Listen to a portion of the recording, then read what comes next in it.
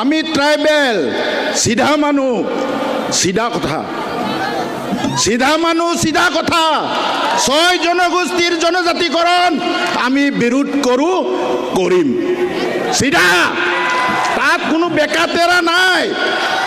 সিধা কথা বিৰোধ কৰোঁ। কিয় কৰোঁ? 1996 চনতে সকলোৱে গম পাই থৈছে কিয় কৰিছোঁ।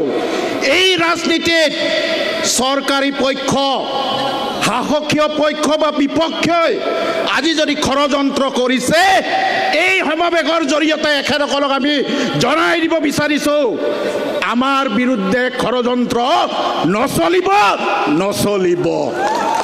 কোনোবা কয় আমাক, কোনোবা ক'ব বিচাৰে ভোটৰ সময়ত চাই ল'ম। ভাই, ৰাজনীতি 5 বছৰ, এই জনজাতি সমাজ জীৱন ভৰৰ কাৰণে থাকিব। আমাৰ নতুন প্ৰজন্মৰ সংবিধানে দিয়া যি সাংবিধানিক প্ৰদত্ত, এই প্ৰদত্তৰ অধিকাৰ আমাৰ নতুন প্ৰজন্মৰ কাৰণে CC2 আৰু এই জনজাতি সংগ্ৰামী এই সতীৰ্থসকলে জীয়াই ৰাখিব লাগিব। এই কথাই স্পষ্ট। ইয়াত কোনো লোক ঢাক নাই। কোনোবা ক'ব বিচাৰে ৰাজনীতিৰ চৰকাৰী পক্ষক গালি দিছে, কোনোবাই ক'ব বিচাৰে বিৰোধী পক্ষক গালি দিছে। নাই, আমি গালি নিদিওঁ।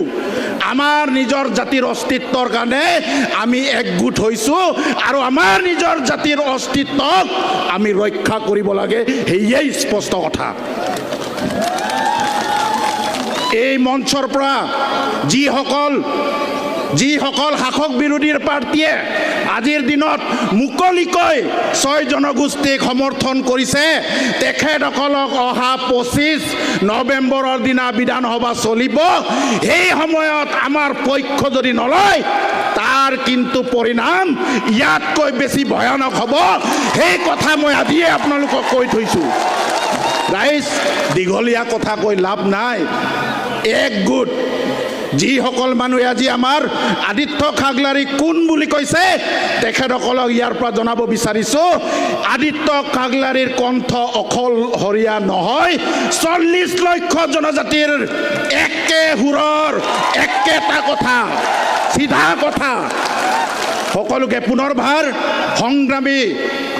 সংগ্ৰামী জিন্দাবাদেৰে সকলোলৈ এই যি আহ্বান, এই আহ্বান প্ৰত্যেকটো জনজাতি গাঁৱলৈকে নিব লাগিব।